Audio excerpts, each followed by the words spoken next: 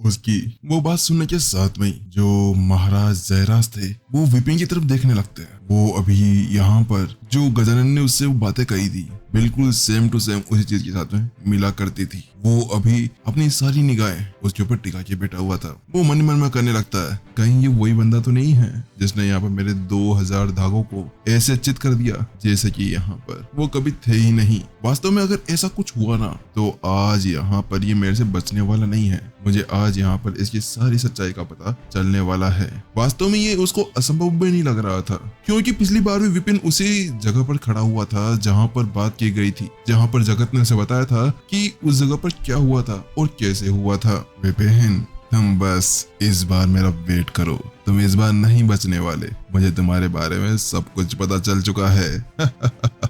जयराज बनी मन के अंदर हंसता है। वो यहाँ पर अभी गजानन को ये नहीं बताना चाह रहा था कि जिस बंदे के बारे में वो सोच रहा है ना वो विपिन है और उसके ऊपर उसको पहले से शक हो चुका है क्योंकि अभी तक उसको पूरी तरह से पक्का पता नहीं था लेकिन वो अपना अंदाजा लगाकर बैठा हुआ था। वो ये नहीं चाहता था कि फालतू में कुछ गलत बातें फैलाकर यहाँ पर किसी बंदे की जान को हालत में डाल दिया जाए। इसी वजह से वो अपना मुंह बंद रखता है। तो वहीं दूसरी तरफ यहाँ पर जो गजानन थे वो कहने लगते हैं चलो ठीक है अब हमें अपना जो टेस्ट है वो स्टार्ट करना चाहिए। गजानन की बात सुनने के बाद में जयराज भी अपना सर हिला देता है और वो अपनी सीट के ऊपर जाकर बैठ जाता है। बात कुछ ये थी कि यहाँ पर जो गजानन और जो जयराज थे वो अच्छे दोस्त भी थे लेकिन यहाँ पर जयराज यहाँ का एक महाराज था तो इसी वजह से उसको इस सीट पे बिठाया गया था। उसके साथ में ही जो एल्डर जगत थे वो आगे बढ़ते हैं और कहने लगते हैं चलिए मुझे लगता है कि आप लोग तैयार होंगे आज के इस एग्जाम के लिए। और इसके अलावा मैं आप लोगों से ये कहना चाह रहा था कि इस बार इस एग्जाम को कुछ और अलग तरीके से लिया जाएगा। चलिए ठीक है जिसके नाम लिए जाए ना वो सभी स्टेज के ऊपर आ सकते हैं। जो जगत था वो यहाँ पर उन सभी से कहता है और उसके बाद में धीरे धीरे करते हुए सभी के नाम वहाँ पर ले लिए जाते हैं और जल्द ही 2000 नामों के साथ में वहाँ पर पहली पंक्ति खत्म कर दी जाती है। लेकिन इस बार यहाँ पर नामों के अंदर बहुत ज्यादा चेंजेस हो चुके थे। बात कुछ ऐसी थी कि पिछली बार जो बंदे यहाँ पर स्टेज के ऊपर चढ़े थे ना उनमें से 80% का तो नाम काट दिया गया था।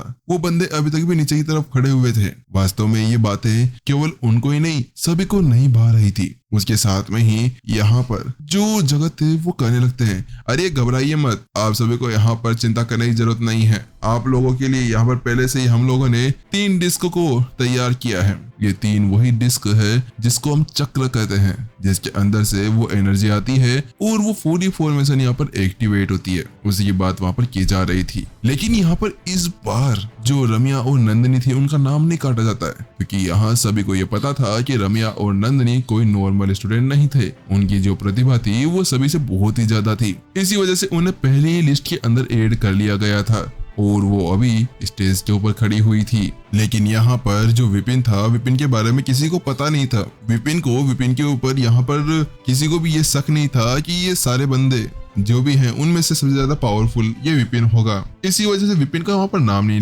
लिया गया। विपिन अभी तक भी वहीं नीचे की तरफ खड़ा हुआ था। वहीं जब यहाँ पर जयराज ये देखता है कि विपिन अभी तक भी नीचे खड़ा था तो उसके साथ में उसकी आंखें सिकुड़ जाती है। वो अपना माथा पकड़ लेता है, धत तेरे की ये क्या हो गया। मुझे लगता है कि यहाँ पर प्रिंसिपल गजानन को विपिन के ऊपर बिल्कुल भी भरोसा नहीं है। हे भगवान ये क्या अनर्थ हो गया है। इस बंदे को ऊपर जाना चाहिए था। ये सभी बंदे किसी काम के नहीं है। ये विपिन ही है जो यहाँ पर सारे कांड कर रहा है। यहाँ पर जयराज अपने मन ही मन के अंदर ऐसी बातें करने लगता है क्योंकि वास्तव में अभी यहाँ पर उसको सब पता था। उसको ये पता था कि वो कौन था कौन नहीं था। लेकिन अब जयराज कुछ कर नहीं सकता था।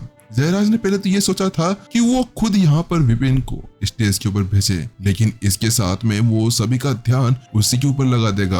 और चलो ठीक है ध्यान तो एक अलग बात है लेकिन वो ये नहीं जताना चाह रहा था कि उसे विपिन के ऊपर शक हो गया है। अगर विपिन को इसके बारे में पता चल जाता है तो बिल्कुल वैसा ही होगा जैसा कि यहाँ पर उसने देव के साथ में किया था। देव को किस तरह से उसने पछाड़ा था उसी तरह से ये कुछ भी कर सकता था। इसी वजह से जयराज उस चीज को बिल्कुल साइड में रखता है। वो यहाँ पर अभी उस चीज को बाहर रिवील नहीं करना चाह रहा था तो वो अपना मुंह बंद ही रखता है। वहीं जब जयराज इसी बारे में सोच रहा था कि वहां पर प्रिंसिपल गजानन की आवाज आती है चलिए शुरू करते हैं आज के हमारे इस टेस्ट को। आप सभी अपना बेस्ट देना।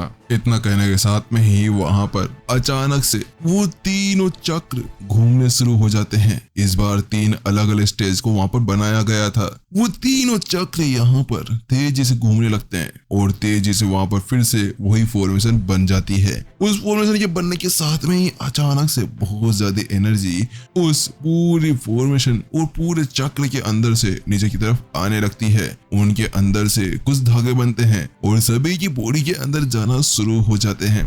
वो आसपास में घूम रहे थे। इस चीज को देखने के साथ में ही यहाँ जो नंदिनी थी वो कहती है ये मुझे मिल गया। मुझे यहाँ पर ये थोड़ा सा महसूस हो रहा है। नंदिनी और नमिया दोनों की दोनों बहुत ज्यादा उत्सुक लग रही थी, क्योंकि जो उन्होंने यहाँ पर रात भर बैठकर जो ट्रेनिंग की थी धागों को किस तरह से अवशोषित किया जाता है, वैसे लिए ही यहाँ पर उन्हें इस बार ज्यादा मुसीबत नहीं होने वाली थी। उसके साथ में ही सभी लोग अपनी मुद्रा के अंदर बैठ जाते हैं। जैसे वो नीचे बैठते हैं कि उसके साथ में ही वो लोग अब अपना ध्यान लगा चुके थे। वो लोग अब यहाँ पर एनर्जी को इकट्ठा करना चाह रहे थे। वहीं दूसरी तरफ स्टेज के नीचे विपिन अभी जल्दी में नहीं था।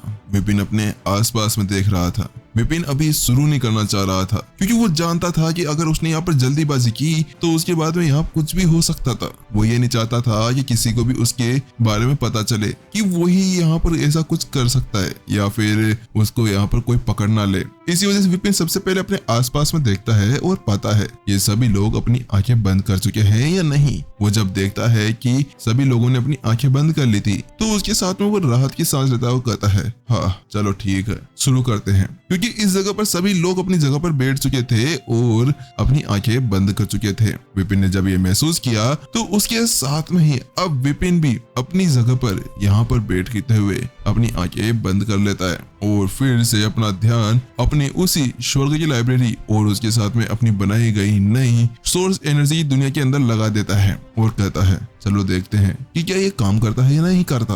क्योंकि इस बार विपिन ने अपने लिए एक अलग ही सोर्सफुल की जगह एक सोर्स की दुनिया बना ली थी, जिसके अंदर वो एनर्जी को इकट्ठा करना चाह रहा था। अगर एक बार जो विपिन का अनुमान था वो काम कर जाता है तो उसके बाद में ये हो सकता था कि उसकी दुनिया फिर से बनना शुरू हो जाए। इतना करने के साथ में ही विपिन जल्दी से अपने हाथों को अपने सामने बांध देता है और बस उसके साथ में कुछ एनर्जी के धागों को अपनी तरफ अवशोषित करने लगता है। अगले पर यहाँ पर वो सारे धागे उसकी चारों तरफ घूमते हैं और जल्द ही उसकी बॉडी के अंदर घुसना शुरू हो जाते हैं। विपिन जल्दी से अपने सारे छिद्रों को खोल देता है जहां जहां से एनर्जी अंदर जा सकती थी। वो धागे जल्दी विपिन के शरीर के अंदर घुस जाते हैं और उसके साथ में ही वो जल्दी ट्रेवल करते हुए यहाँ पर उसकी नई बनाई गई सोर्स एनर्जी की दुनिया की तरफ जाने लगते हैं। जल्द ही कुछ धागे वहां पहुंच भी जाते हैं। जैसे वो सारे धागे वहां पर पहुंचते हैं कि वहां पर नदियां पहाड़ बनना शुरू हो जाते हैं और ये सब कुछ देखने साथ में विपिन की खुशी का ठिकाना नहीं रहता। वो कहने लगता है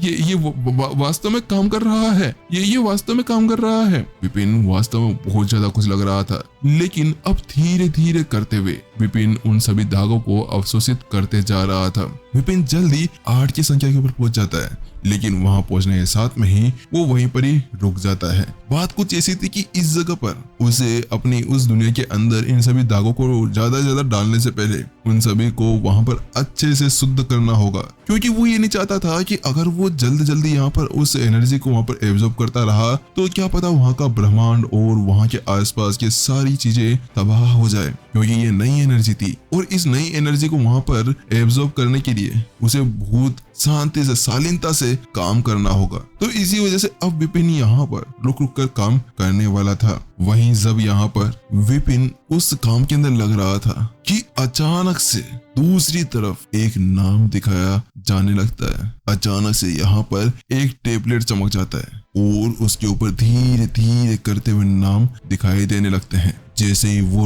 टेबलेट वहां पर चमकता है, इस सभी की आंखें वहीं पर ही फटे की फटे रह जाती है। सभी लोग उस तरफ देखने लगते हैं। उसमें से यहाँ पर एक एल्डर कहता है, वो देखो, वो वहां पर वो चमकने लगा। उस चीज को देखने के साथ में सभी की निगाहें वहां पर चली जाती है। वो पाते हैं कि वहां पर जिस साइड में रम्या बैठी हुई थी ना, उसी साइड में से एक टेबलेट चमकने लगा था। उसमें से एक एल्डर कहता है, ये नहीं हो सकता, क्या ये रम्या है? ये क्या शायद रम्या है, क्योंकि रम्या ही उस साइड में बैठी हुई है। सभी जब उस बात को सुनते हैं तो उसके साथ में सभी की आंखें वहीं पर ही चली जाती है। सभी की आंखें वहीं पर टिक चुकी थी। वहीं प्रिंसिपल गजानन भी अपनी मुट्ठियां बेचने लगे थे। वहीं जो महाराज जयराज थे वो थोड़े कंफ्यूज से लग रहे थे, लेकिन जब वो यहाँ पर कंफ्यूज थे और सभी की निगाहें उस तरफ टिकी हुई थी कि अचानक से उत्तर दिशा की ओर से एक टेबलेट चमकने लगता है और उस टेबलेट के चमकते हुए अचानक से वहां पर एक नाम उभर कर आता है। नाम कोई नहीं, कोई दर्ज नहीं किया गया, धागे 8। जैसे यहाँ पर सभी लोग इस चीज को महसूस करते हैं कि यहाँ रमिया नहीं, फिर से वही बंदा था जिसने ये काम किया है, जिसने अभी अभी फिर से यहाँ पर उन धागों को अवशोषित किया है। तो उसके साथ में सभी का दिमाग पूरी तरह से हिल चुका था। उन लोगों को समझ में नहीं आ रहा था कि नेक्स्ट एपिसोड कब आएगा, कब नहीं आएगा, क्योंकि ये वाला एपिसोड कहीं पर खत्म हो जाता है। चलिए मिलते हैं नेक्स्ट एपिसोड में, जल्दी मैं उसको भी लाने की कोशिश करता हूँ। जब तक के लिए टाटा बाय बाय, सायोनारा, अपना ध्यान रखना।